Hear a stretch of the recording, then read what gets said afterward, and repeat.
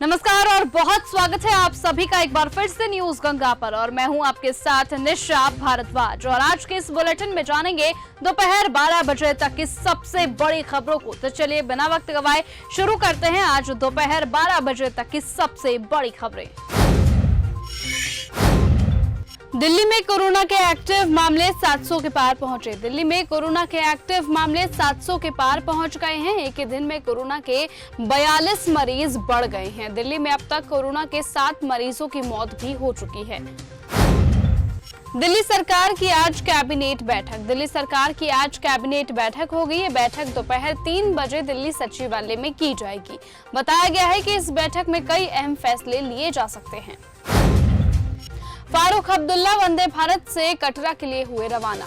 National conference के प्रमुख Farooq Abdullah Nowgam railway station से कटरा तक वंदे भारत ट्रेन में यात्रा करने के लिए सवार हुए हैं और इसी दौरान उन्होंने कहा कि मुझे बहुत खुशी है कि मैं कटरा जाने के लिए इस ट्रेन से यात्रा कर रहा हूं।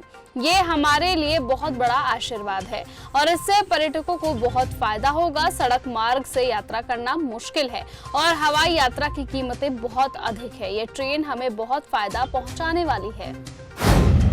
11 साल की उपलब्धियों के बारे में बताने का निर्देश। पीएम मोदी के नेतृत्व वाली एनडीए सरकार के 11 साल पूरे होने पर केंद्रीय मंत्री जीतन राम मांझी ने कहा, सभी मंत्रियों को अपने क्षेत्र, अपने विभाग और अपने राज्य के संबंध में 11 साल की उपलब्धियों के बारे में बताने के लिए कहा गया है। हमने पार्टी में एक प्रेस कॉन्फ्रेंस का फैसला किया है। 11 सालों में कई ऐतिहासिक घटनाएं हुई हैं, जैसे ऑपरेशन सिंदूर, कश्मीर में अनुच्छेद 370 को हटाना और ट्रिपल तलाक को खत्म करना। पीएम मोदी के सबका साथ, सबका विकास, सबका विश्वास और सबका प्रयास के मंत्र के साथ हम 2047 तक विकसित भारत के लक्ष्य को प्राप्त करेंगे।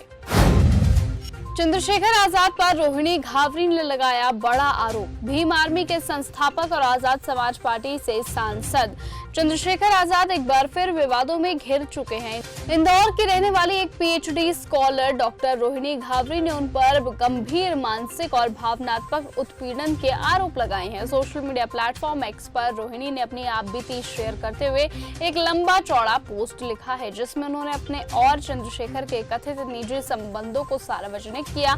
उन्होंने आरोप लगाया कि चंद्रशेखर ने उन्हें प्रेम में बांधकर उनकी जवानी की कीमती समय बर्बाद कर दिया। जब शादी की बात आई तो उन्हें छोड़ दिया। सोनम को लेकर पटना पहुंची पुलिस। मेघालय के पूर्वी खासी हिल्स जिले में मारे गए इंदौर के राजा रघुवंशी के सिर पर किसी धारदार चीज से 2 बार प्रहार किया गया था। उनकी पोस्टमार्टम रिपोर्ट में ये खुलासा हुआ है। पूर्वी खासी हिल्स जिले के पुलिस अधीक्षक विवेक सायम ने बताया कि रघुवंशी का शव खाई से बाहर निकालने के बाद जांच के दौरान पुलिस ने उसके सिर पर 2 कट के निशान देखे थे। यूपी में भीषण गर्मी का तांडव। उत्तर प्रदेश में इन दिनों प्रचंड गर्मी पड़ रही है। पिछले 3 से 4 दिनों में तापमान में तेजी से बढ़ोतरी हुई है। हालात ये हैं कि आसमान से सूरज आग उगल रहा है, जिससे लोगों का हाल बेहाल हो गया है। तेज धूप, लू ने लोगों को परेशान कर दिया है। तपती दोपहरी में घर से निकलना मुश्किल हो गया है। सुबह सुबह फायर हो गए लालू प्रसाद यादव। आरजेडी सुप्रीमो लालू प्रसाद यादव ने बिहार के मुख्यमंत्री नीतीश कुमार पर बड़ा हमला किया। बता दें कि मंगलवार 10 जून 2025 की सुबह उन्होंने एक्स पर पोस्ट करते हुए सीएम नीतीश कुमार से कई बड़े सवाल पूछ डाले। और इतना ही नहीं, आरजेडी नेता लालू प्रसाद यादव ने अपनी पोस्टों में बीजेपी को भी निशाने पर लिया है। राजा और सोनम रघुवंशी पर यूपी के पूर्व डीजीपी विक्रम सिंह का बड़ा बयान। राजा रघुवंशी और सोनम रघुवंशी मामले को उत्तर प्रदेश के पूर्व डीजीपी विक्रम सिंह ने बेहद गंभीर बताया। उन्होंने कहा कि समाज ने शायद ही कभी ऐसा अपराध देखा हो। उन्होंने कहा कि जिस तरीके से एक शातिर दिमाग ने नवविवाहित व्यक्ति की जीवन लीला समाप्त करने की साजिश रची, वो बेहद ही परेशान करने वाला है।